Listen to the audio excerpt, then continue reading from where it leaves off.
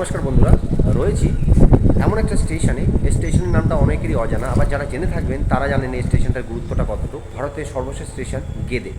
রানাঘাট থেকে গেদের দূরত্ব প্রায় 43 কিলোমিটার।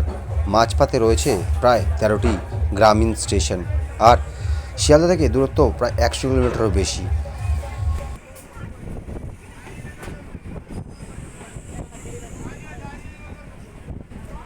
গেদের বেশ কয়েকটি আগের স্টেশন হলো মাঝদিয়া, আর মাঝদিয়া ছাড়ার পর থেকেই ট্রেন কিন্তু একদম শুনশান ফাঁকা থাকে, লোকজন থাকে না বললেই চলে। গেদের জনসংখ্যাও খুবই কম, তারপর বর্তমানে ভারত বাংলাদেশের বর্ডার দিয়ে পারাপার অনেক কম হচ্ছে।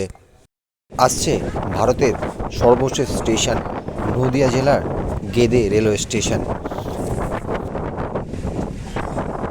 ট্রেনে করে যখন ভারত থেকে বাংলাদেশে এক্সপ্রেস ট্রেন চলতো, তখন এই গেদে থেকেই ইমিগ্রেশনের সমস্ত কাজকর্ম হতো। এই গেদের পরবর্তী যে স্টেশন বাংলাদেশের দিকে আছে তার নাম দর্শনা।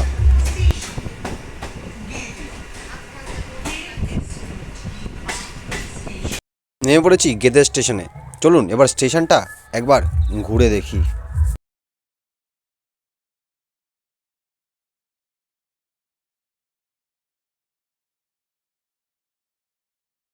বন্ধুরা দেখুন, এখন আমি রয়েছি গেদে স্টেশনে, যেটা কিন্তু ভারত আর বাংলাদেশের একদম শেষ স্টেশন, আর একদম ফাঁকা স্টেশন। এখন কিন্তু এখান থেকে বাংলাদেশ থেকে কোনো ট্রেন যায় না, শুধুমাত্র লোকাল ট্রেনই শিয়ালদা থেকে অবধি আসে।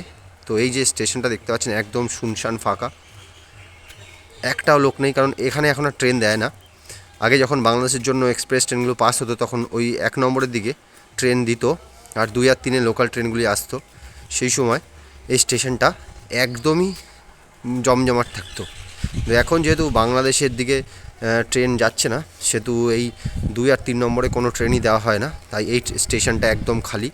তো আমরা কিন্তু চলে এসেছি সেই গেদে স্টেশনে, আর এই গেদে স্টেশনের পাশেই রয়েছে ইন্ডিয়ার বাংলাদেশের বর্ডার, দর্শনা বর্ডার, যেখান থেকে কিন্তু মানুষ বাংলাদেশ যায় এবং বাংলাদেশ থেকে ইন্ডিয়াতে আসে। দেখুন স্টেশন চত্বর একদম খালি, একটি ট্রেন দাঁড়িয়ে রয়েছে। এই ট্রেনটি যাবে শিয়ালদার উদ্দেশ্যে। 12:54 বাজে, আর কিছুক্ষণের মধ্যে এই ট্রেনটি ছেড়ে যাবে এবং শিয়ালদার উদ্দেশ্যে যাবে। পুরো শুনশান ফাঁকা স্টেশন, একটিও লোক নেই। ওই পারে যে লোকগুলো দেখছেন যারা যাচ্ছে, এরা বেশিরভাগই বাংলাদেশ থেকে আগত বা বাংলাদেশে যাচ্ছেন।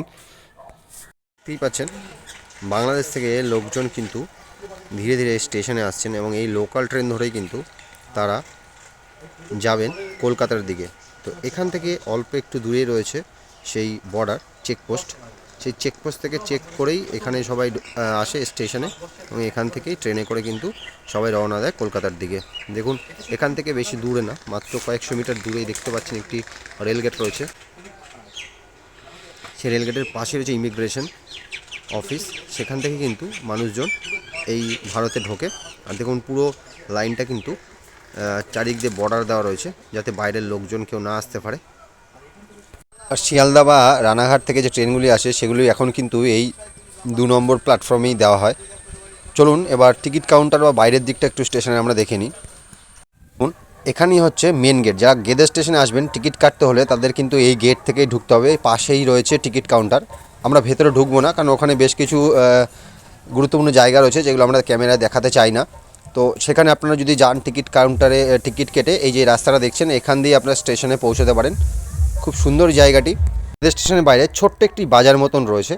বন্ধুরা এখন যেহেতু বাংলাদেশের সাথে সমস্ত রকম সম্পর্ক ভারতের খুবই খারাপ চলছে, তাই বাংলাদেশ থেকে কোনো লোক ভারতে আসছে না, ভারতের থেকেও বেশি লোক কিন্তু বাংলাদেশে যাচ্ছে না। তাই এই দোকানপাটগুলি প্রায় বন্ধই থাকে, শুনশান ফাঁকা। নাহলে এখানে অনেক মানি এক্সচেঞ্জ বা অন্যান্য দোকানপাট আগে খুব ছিল, আর খুব ভিড় থাকতো এই জায়গাটা। তো বন্ধুরা আবার আমরা ধীরে ধীরে স্টেশনে ফিরে যাচ্ছি। আজকে আমরা এই গেদে স্টেশন থেকে সামনের যে ইন্ডিয়া বাংলাদেশের তার কাটার বা কাঁটাতারের বেড়া রয়েছে, সেখানে গিয়ে বর্ডার দর্শন করে আবার ফিরে যাব আমাদের বাড়ির উদ্দেশ্যে। আর যারা যারা এই গেদে স্টেশনে এসছেন তারা অবশ্যই কমেন্ট করে জানাবেন, যারা আসেননি তারাও কমেন্ট করে জানাবেন। আর ভিডিওটা কেমন লাগলো অবশ্যই জানাবেন। ভালো লাগলে লাইক, শেয়ার এবং সাবস্ক্রাইব করতে কিন্তু ভুলবেন না। বন্ধুরা বর্ডারের ভিডিও দেখতে গেলেন চ্যানেল পেজে গিয়ে দেখে নিন।